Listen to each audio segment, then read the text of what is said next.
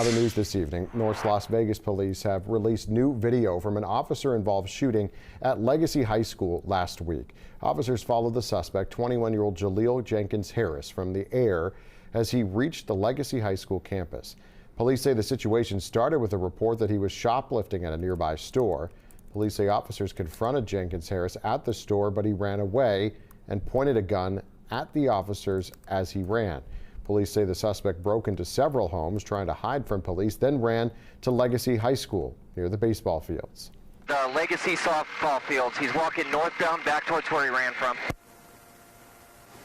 His backpack. Control 3 on channel. He's right. Okay, he's running southbound now. Just dropped his backpack. Minutes later, they say the suspect turned his gun on himself. He was taken to the hospital. He is expected to survive. He's facing multiple charges, including attempted murder.